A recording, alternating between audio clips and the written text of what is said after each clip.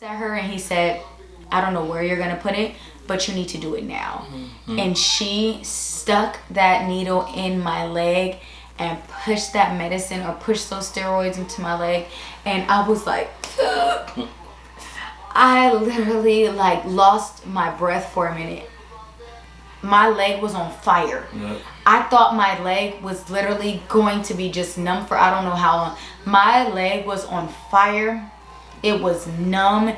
It was like numb, but it was painful. I can't describe it. Like, that shot was the worst thing that I've ever got in my life. After that, like, pushes, they take me off the bed, they make sure it's rolling, they roll me down the hallway, they're putting on their caps, they're putting on my cap, they're putting on their gowns, we're rolling down the hallway. Yeah. And then like he's he's in the back gathering all the stuff. Exactly. And then after that he like follows us down the hallway, follows us as far as he can go. And then at that point they close the doors. Yep. And so I'm in there and they're asking me, they're just like, there's like 3 people talking to me at one time. There's one person down here asking me, just letting me know that they're about to put a catheter. I'm like, okay, this lady out over here is telling me that she's about to put me under. I'm about to go to sleep. And then somebody is telling me, what's your name? So I'm just like, my name is, I'm like, okay. And I'm like, okay. It was just so much going on at one time. And then so, they put me to sleep. And then so she goes, you're going to go to sleep 5, 4, 3, 2, 1. And I was out by like 2.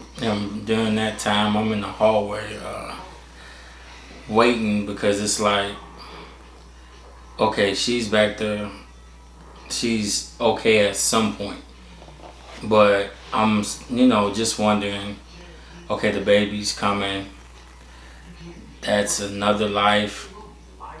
Now I'm sitting here thinking like, is he okay though? When will I see him? How is she doing? I don't have good phone service, so I'm stuck in one spot while I'm talking to my mom. And all I know is one of the nurses came out and she was like, hey dad, baby will be coming out in about 5 minutes. Mom is asleep. Everything went well. How long did everything take? So during that time, you were back there for at least 20 minutes. Oh wow, that was fast. Until they came and told me that CJ will be coming in a minute. So I was like, okay, cool. So I'm still in the hallway worried though, because it's like you said, okay, our son doesn't have a stomach, so what does that even mean? How does that look? Is he gonna come out looking? I don't know. I was just like, okay. So they came back again. It's like, okay, we're about to bring your son through to take him to what was it? Intensive care? Not intensive care. NICU. NICU, yeah. Oh no, they didn't have a NICU, so it had to be the ICU. Okay, ICU. Yeah. So I was like, okay, cool. So CJ comes through, and I'm looking at him, and I'm on the phone with my mom, and instantly it was like a bundle of joy. Like, I don't see any wrong. I just see pure perfection. Just looking at him, he's crying, and he's moving, and I'm just like, okay, he's all right, cool. So they're like, we're moving mom to you were right outside the ICU. I don't know what department that was, but you were down there. So I'm like, okay, let me go here. Labor&Delivery. Yeah, let me go find her now. Okay, so I find her and I'm looking at her and she's in so much pain and she's yelling at the nurse that's helping her. So not yelling, I was talking very loudly because I came out of there and all I see is my mom and my sister on my side. And I'm just like, oh my goodness, there's so much pressure on my stomach. I feel like I just got hit by a bus. I'm just like, am I going to be able to get any kind of medicine? She goes, yes, we ordered it. It should be up in 5 minutes. 5 minutes passed. And I was just like, where is this medicine?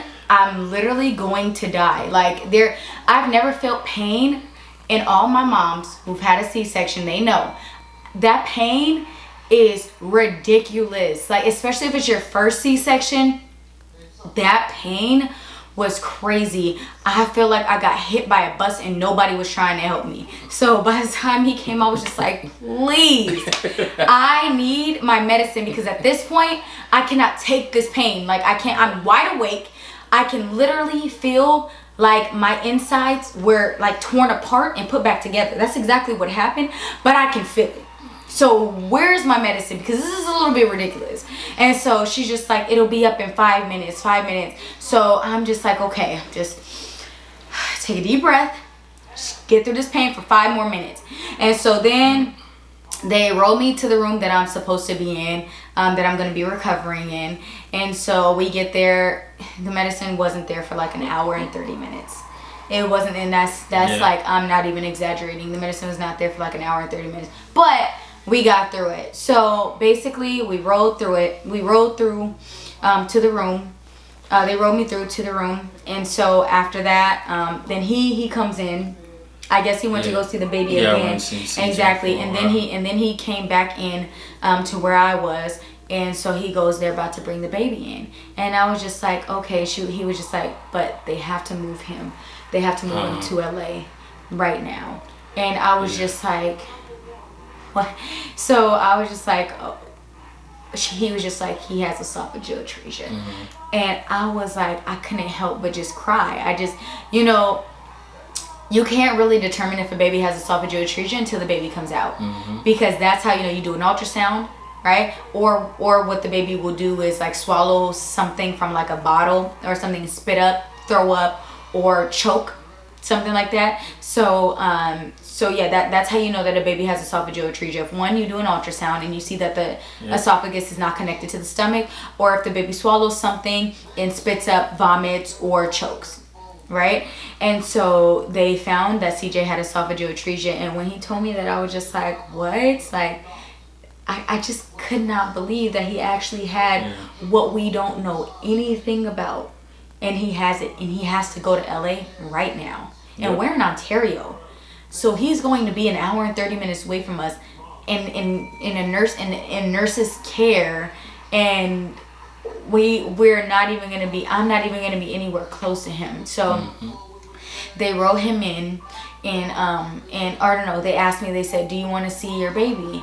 And I don't know why I was just so lost for words, but I looked over at my mom, and she was just like, and I was just like, whew, I just was like, yes. She was just looking at me like, you better see your baby, and you better hold his hand, and you better tell him you love him before he leaves this hospital. And so I was just like, your mama would get you together quick. And so I was just like, okay. So I mean, of course I wanted to, but I don't know why I lost words at that point. And so, he rolled the baby in, and so they opened up the the little incubator doors, and I just put my finger there, and he just held my hand, and I just started bawling. I just could not stop crying, looking at him with all of this stuff attached to him. I didn't know what the outcome would be. Like, is esophageal atresia life-threatening? Is this something that he's going to be able to get over? Like, how many surgeries is he going to have? I'm sure that he's going to have a surgery. Your esophagus doesn't just connect to your stomach. So there was just so much going on in my mind. I just wanted him to be okay. Like, that was my baby boy. It's my first baby boy. I just wanted him to be okay. And then so what happened was they said, okay, we got to go now.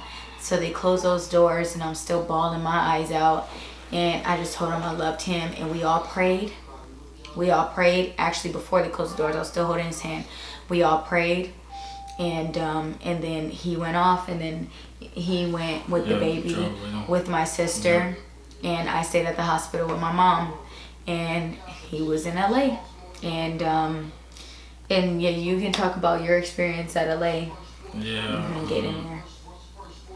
So yeah, we drive to LA, and we get there, and we go to the floor where they told us to go to. I think it was the 4th floor, and it was like, we don't have a camera bag in our system.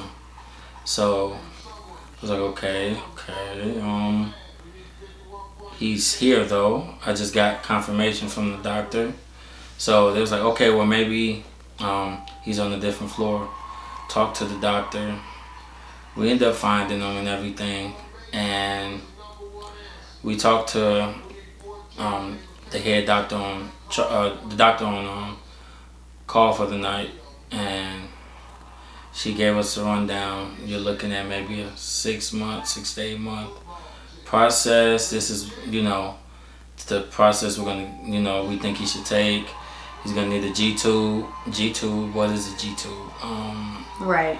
Okay, I mean, at this point I can't tell the doctor no, I don't think he should get that or something I have to roll and with. Right, why would you even want to? If they're saying that, they're just like, you're just like, okay. So, and mind you, this is the only doctor that's on call in the entire Inland Empire. Yep. So this is the only doctor, which is why he had to go to LA, because this was the only surgeon on call that can deal with what he had. So that's why he had to go to LA. And I just remember that whole night just staying up, and after a certain amount of time you couldn't stay at the bedside until the next morning. So we were in what was it, hospitality room.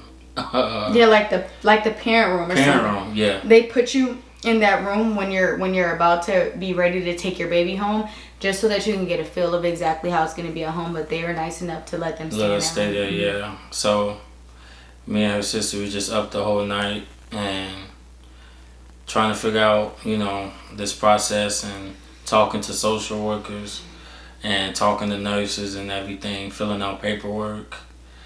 And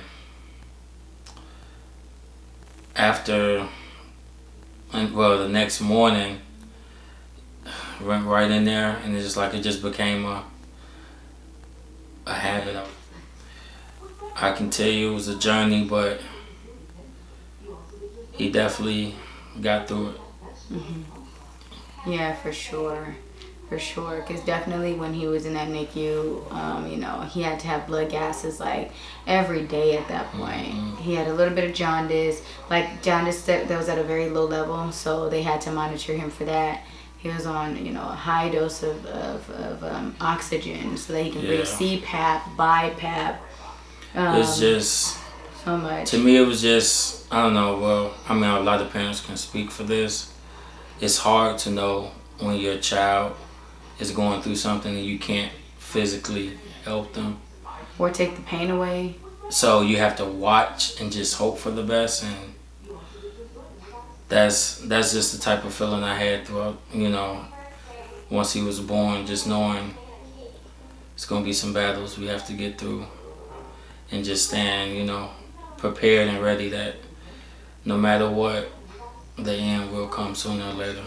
So yeah. So that's our labor and delivery story. So thank you for watching. Yes. Like, comment, subscribe, and we will be back with another video. Baby, I was gonna ask you, how did you feel? How did you feel knowing that your very first son had esophageal atresia? How did that make you feel?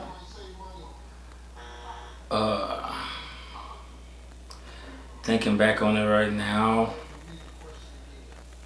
it was tough. I've never endured this type of challenge in life before. I mean, being a father, a great feeling, but also having to be a spokesperson, a protector, and just basically keeping my eyes on everything surroundings. It was hard, not knowing what the next hour would bring, not knowing what the next test results would bring, not knowing how the first surgery would go. Not knowing what would come with the first surgery. I just know. A question I remember hearing a lot is, are you okay if we had to give more blood? And thinking as if, okay, give more blood. What will cause him to? What will cause that for you to need to give him more blood? And really narrowing down the fact that you have a premature baby who's liable to lose a lot of blood because you're going in and trying to just like get a G tube that's gonna save his life and actually give him the nutrients to grow. It's like, but this is my first son. How am I gonna, how is this happening to me? Is it something that I've done? And throughout this time that's came to give him this problem, or it's just a lot of I felt thoughts, that guilt too. Thoughts that go through my mind, like, okay, maybe if I've done this better, or maybe if this decision was made out of love, or maybe if I would have done this with all my heart. I don't know. It just was a lot that I thought about, and during that process, you get a lot of thinking time, and it's easy to get in your head. And I mean, it was definitely the hardest thing I've ever dealt with in life. I don't feel like it happened just to happen. It's definitely a bigger picture and a bigger reason that this happened to us. And For sure. I truly, in the end, I truly am grateful for it happening, because it taught me to really be a man that moment, and truthfully, stand up and take care of what I need to take care of, put my mind in the right perspective as a man and a father and as the head of a household. And it was hard, but I'm truthfully grateful for it. Definitely. Yeah, I definitely felt some of that guilt too. I was like, is there anything I could have done better, or is there anything that I could have done to prevent this? But I did read up. Yep, I did read up on esophageal atresia, and it's not genetic. It's not hereditary. It typically affects one person in your family, and there's nothing that you can do to prevent it. Yep. It is what it is. And so I felt a little bit of comfort, in that. But definitely it's a journey, and a journey that we were not prepared for. Yeah. But God gave us the strength to get through the entire journey, and so we are very grateful for that. Having a lot of love and support around us definitely helped as well. Major key. Definitely. It definitely helped us. Us being each other's shoulder to cry on, us being each other's confidant, somebody to talk to, because we felt the exact same way in the exact same situation. Which is crazy. Yeah, exactly. We had the same thought process no matter what was going on. And we made sure that we stayed like this during the entire process. And I think that was key as well. We prayed together. We prayed with Junior together. We made decisions together. We did not make a decision without running it past each other. I mean, obviously this is like a whole life, so that's definitely something that we needed to talk about. But we definitely made it a point to, when the nurses and doctors would ask us something on the spot, can you give us a second? We discussed it first, and then we made the decision that we thought was best for him, whether it was getting a blood transfusion, whether it was lowering his oxygen, whether it was, upping feedings. Increasing feedings. So we definitely made sure that we had an open communication the entire time. And I think that that's key. But just know that all of these videos are just to help somebody that is in our exact same situation or is on the same journey as us. And so if you guys have any questions or need somebody to talk to because you're going through this journey, please feel free to reach out to us. Please. We found that talking to other parents that were going through our same situation was very therapeutic. Talking to other parents in the NICU was very therapeutic. But also you find out that this same exact thing you're going through, if you just reach out, you're not alone. There's so many people that's going through the same thing. Absolutely, you're not alone. And esophageal atresia is actually more common than you might think. Exactly. Yeah. So we just thank you guys so much for your support. Thank you so much for watching this video. Don't forget to like, comment, and subscribe. And we'll be back with another.